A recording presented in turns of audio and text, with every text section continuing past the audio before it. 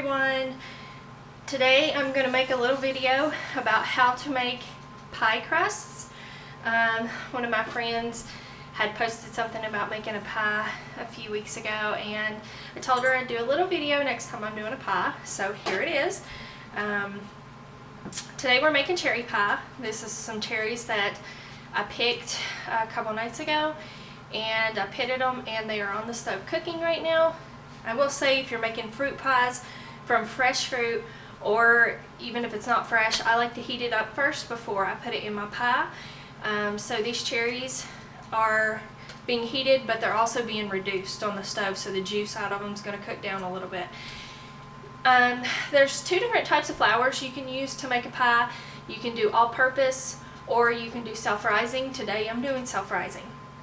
This is the type of pie crust I grew up with, my grandmother making, and this is the pie crust I usually use for most of my pies. If I do fried apple pies or something like that, I will sometimes use the regular all-purpose flour, but today's self-rising. So on a side note, when you use self-rising flour, make sure you roll your pie crust really thin, because you're going to get that rise to it, and if you don't have it thin enough, it won't cook, especially on the bottom. It'll be doughy. So start out setting your ovens to 350 and let them preheat. Here's everything that I'm going to use today. I do have a butcher block. If you don't have something to roll a crust out on big time, then you can use this wax paper on basically any surface and just flour it and roll your pie out on it. Not using it today, so because we're going to roll out on the butcher block. I am going to mix in a bowl, because if you mix your stuff on your butcher block, like if I was making biscuits, I would do it directly on my block, but it will get it really doughy. So we're going to mix in the bowl first. I'm going to use a sifter for some flour in it here. Now I can't tell you how much flour I'm using. I just kind of eyeball it. That right there is probably maybe around 2 cups of flour. You don't have to sift it, but sifting it makes your dough nice and finer. Okay. I'm going to use some Crisco. Just, kind of eyeball it. This is about how much I have so far. So I'm going to use that much Crisco, and I'm going to use a little bit of butter too. You don't have to do the butter, or you don't have to do Crisco, but I like to mix them a little bit. And I'm going to cut my butter up just a little bit to make it easier to chop into this. But butter gives your dough that nice flavor, and the Crisco is going to help it be flakier. So you can use a fork. This is going to get a little messy. Don't freak out if you get flour everywhere. That's kind of going to be what's going to happen. So you can chop it with that a little bit.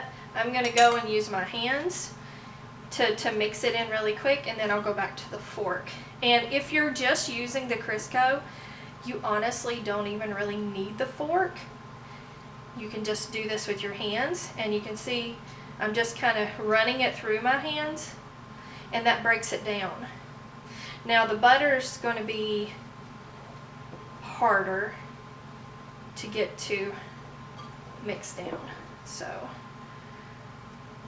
that's why I'll go back in with my fork and give it a little chop before I add milk to it.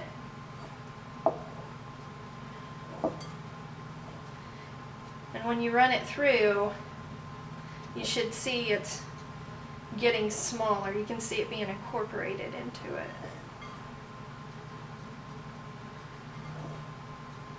And how long or till when do you do this? Like, just kind of open to interpretation when you feel like it's really incorporated good.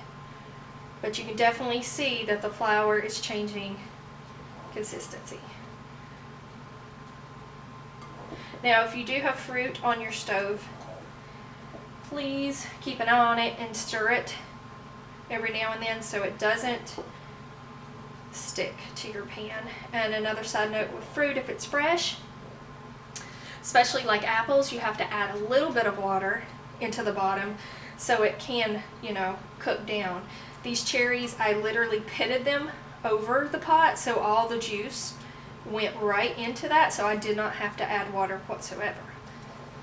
So I'm just going to go back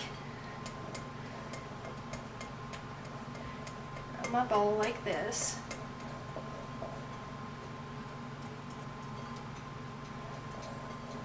Make sure everything's incorporated well. Okay. Now, we're gonna, now you don't have to do this, but I like to put just a little bit of sugar. This is a 1/3 cup that I'm using for the sugar, but I didn't even use a whole 1/3. Gosh, I used maybe like a 1/4 of that. And I'm just going to incorporate that into my flour. All right. Now for the fun part. Pour some milk. And you're really just going to have to pour a little at a time until you see what you got. You can always add more flour too. And that's what I'm going to do.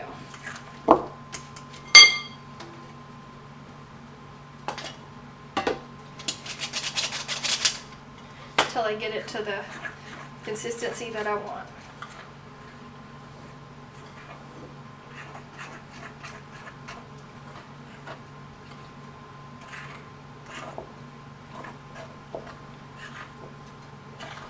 Because I don't want it too sticky to where it's going to stick to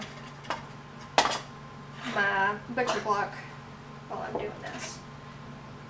Okay, it's about where we want it. Okay, we are going to knead it, so set my milk to the side. And we're going to get some more flour. I'm going to step over here real quick and check on my cherries. They're really coming on good. Alright, so let's get a little thin here layer of flour down. Get this out into it. Alright.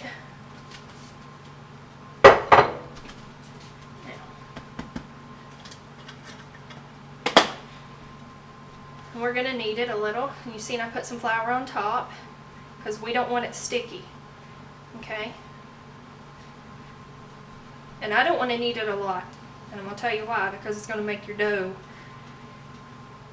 really hard and gross. Okay? So, right now it's very nice feeling. Alright, so the bottom of your pan is going to use more flour than the top, dough. So I'm going to kind of just section a little piece off, like for the top, and I'm going to set it aside. This right here is going to be our section for our pie, and it's probably a little too big, so let's see here. Like I said, this is going to get messy. Don't freak out if it goes in the floor, you can clean it up. Okay? We can put a little flour on top of our rolling pin. And let's start rolling. So you're going to roll from the inside out and in all directions.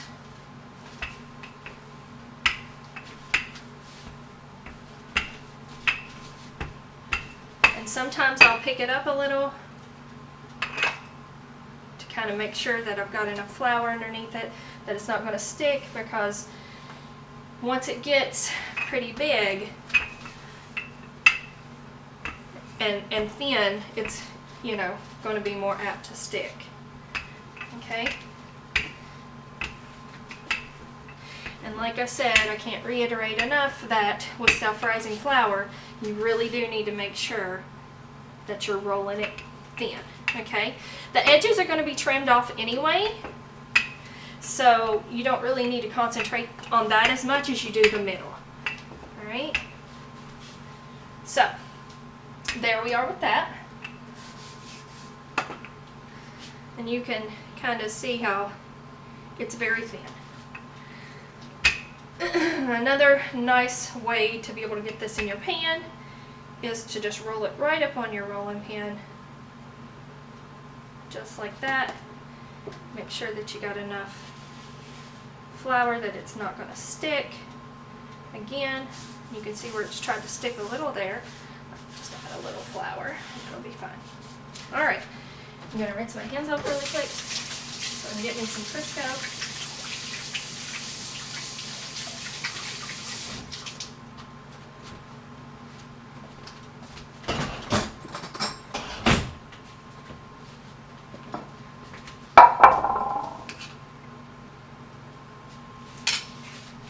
I got just a little bit of Crisco here, and I'm just gonna grease my pan just a little. Pie pan. You can use any type of pie pan. I have glass pie pans too that I use a lot. Today we're going to use this pretty little ceramic pan. Alright. And you can also probably do this with butter. I just do Crisco. Okay? Just take it and transition slowly right onto your pan, and then you're just going to kind of pick it up and help it go down into your pan so it fits. Okay, like I said, you're going to trim off the edges anyway. I do have a little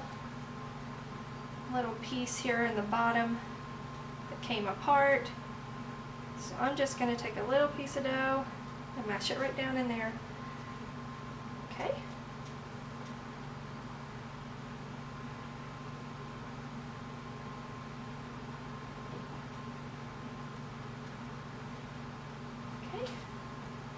Just like that.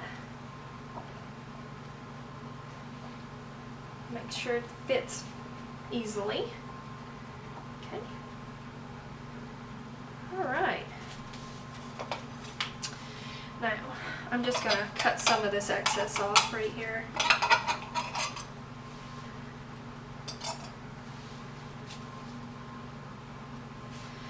Now, you can get fancy and do fancy little braids and stuff, or lattices. Today I'm just doing a very easy normal pie, just regular pie, because I do have to fix lunch for the boys who are down working right now. Alright, I'm going to just set this aside and roll out my top.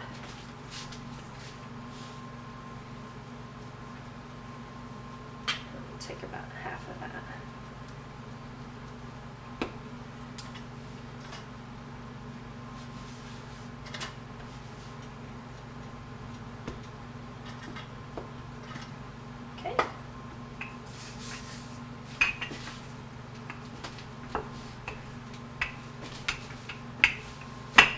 Now, I'm definitely more concerned about the bottom of the pie than I am the top as far as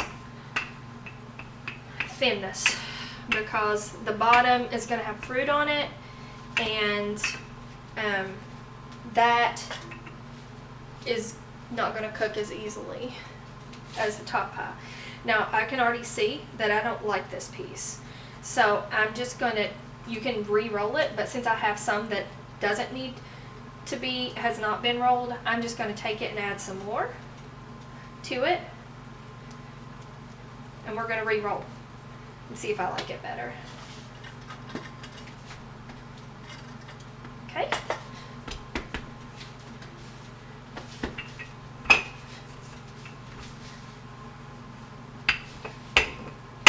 Alright. Now you can tell when it's been rolled before. You can see this is a little tougher rolling than the first. This is a much better size to top a pie with. Okay? Alright. Now,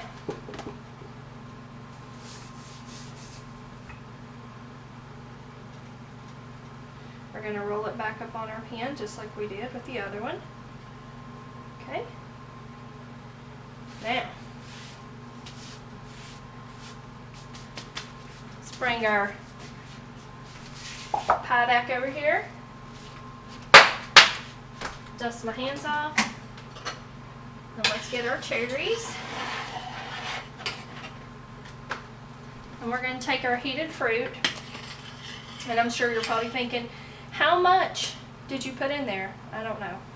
I just put probably, they went in, there's probably about half of this big pot full, and then I cooked them down. I did put some sugar in there, so let's just go ahead and transfer that to our pie dish there. You see how hot it is. It's perfect for going right on in.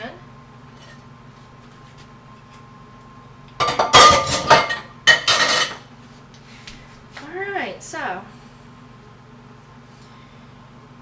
we're ready to top our pie. And sometimes I'll just kind of mash this down just a little bit.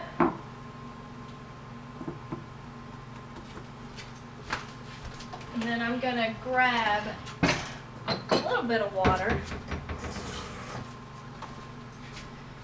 Okay. We'll go around the edges with a little bit of water. This will help it stick down.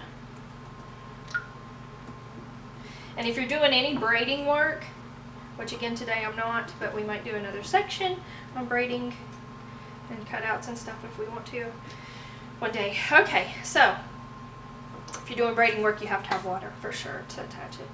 So here we go.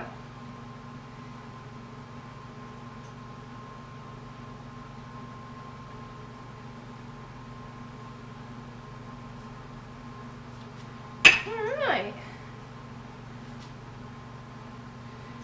Pull a little bit on it if you need to.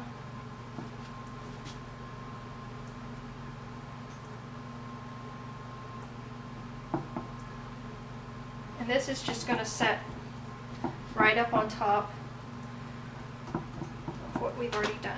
So I'm going to kind of take my fingers and press pretty good now. Alright. And I'm going to cut the excess off towards the bottom of it, of the edge. Okay.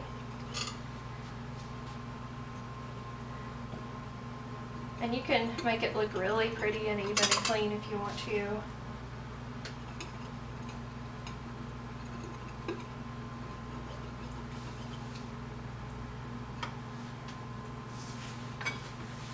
Alright. We'll just go around the edges and kind of seal them down from where we cut that off. Now, we're going to take our fork, or a fork, and we're going to go around it and press around the edges just to make sure it's really good and sealed.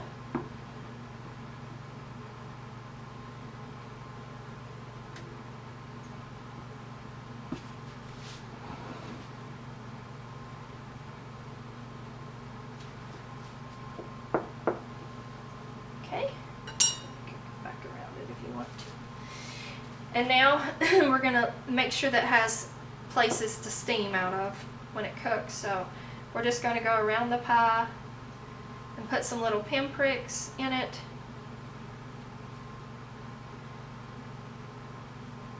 That way steam can come out. If you had a lattice pie, it really wouldn't matter. Okay, there's our pie.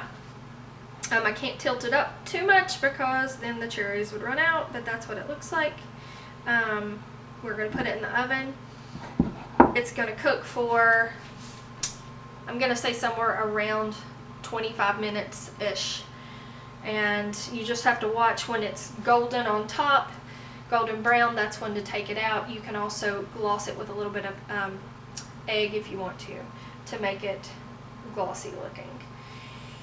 So that's how to make our pie, and I will post a picture of the finished product.